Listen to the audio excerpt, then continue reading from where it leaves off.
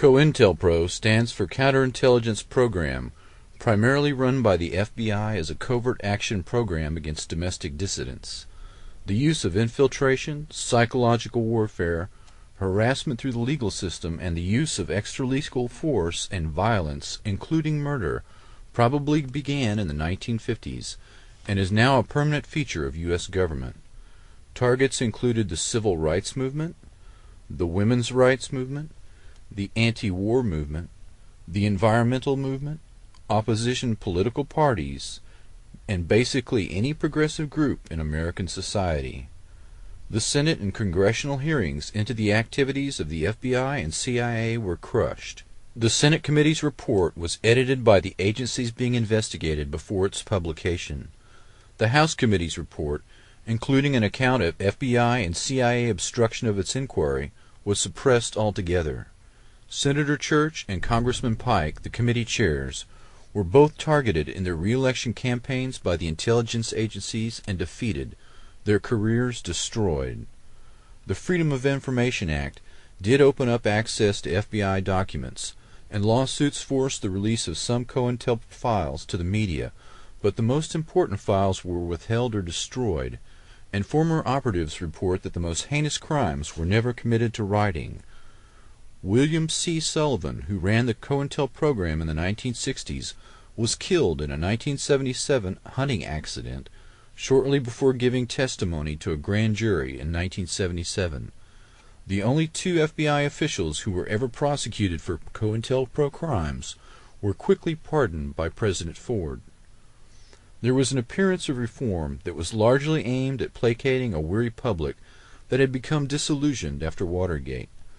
The most prominent target of Cointelpro in the 1960s was Dr. Martin Luther King, Jr., who received a blackmail letter from J. Edgar Hoover that detailed the existence of Dr. King's extramarital affairs and suggested he should suicide himself to preclude the release of the material to the press and its negative effect on his family and his movement. The surveillance of Dr. King included the 112th Military Intelligence Unit and even the use of U-2 spy planes to take photographs. Dr. King was marked, barely a month before his murder, for elimination as a potential messiah who could unify and electrify the black movement. The FBI planned to replace him, quote, in his role of the leadership of the Negro people, with conservative black lawyer Samuel Pierce, who was later named to Ronald Reagan's cabinet.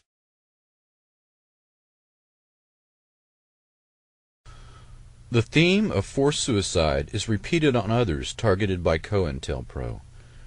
Jean Seberg was an actress involved in civil rights.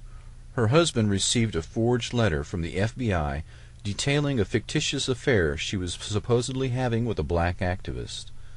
The actress was pregnant at the time and attempted suicide, had a miscarriage, and eventually did commit suicide. Forced suicide on a Cointelpro target allows intelligence agencies deniability for the crime. In effect, it is the perfect crime. A total of 2,300 officially approved COINTEL actions were admitted to the Senate Intelligence Committee, but thousands more have since been revealed.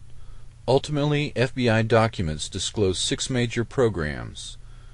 FBI operatives were directed to disrupt meetings of targeted groups, spread rumors, inflame disagreements over what people normally fight over, money, politics, race, gender, sex, and to exacerbate rivalries and jealousy, to lead activists into unnecessary danger, and to set them up for false prosecutions.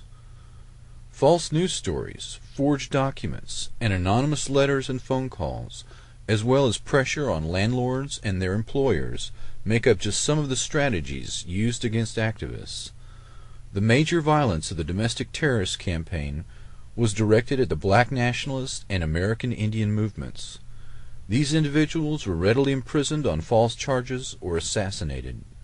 British Commander Frank Kitson first codified counterinsurgency operations theory in his book Low-Intensity Operations, Subversion, Insurgency, and Peacekeeping, and he insists that infiltration and psychological operations be mounted against dissident groups in normal times before any mass movement can develop. These tactics were adopted into Cointelpro against American citizens in peacetime, with considerable energy spent ensuring that the different progressive groups did not link up and cooperate, specifically the anti-war movement, composed of suburban white youth, and the black nationalist movement. There was also a major effort to preclude African American leaders from linking up with leaders in Africa. Infiltration of the KKK by the FBI reached 10 to 20% of its membership at the height of the civil rights struggle, and these assets, along with neo-Nazi party members, were used to attack civil rights workers and activists. COINTEL operations are presently being incorporated into the development of microwave and radio frequency radiation weapons. Dissidents that in the past were visibly attacked or assassinated in a traditional manner are now targeted for elimination using electromagnetic weapons. These internal dissidents are used as human guinea pigs and experimental subjects in terminal experiments that are designed to force a suicide, incarceration, or premature death due to the effects of ionizing and non-ionizing radiation. These political assassinations are accomplished with invisible bullets that leave no obvious injuries. The driving of a target to suicide using microwave hearing as well as other techniques is perfectly deniable because these individuals are tormented invisibly, unable to seek help from the psychiatric community due to the symptoms of the attacks mimicking symptoms of schizophrenia that naturally affect several million Americans. Thus, the intelligence agencies have achieved perfect deniability for their crimes.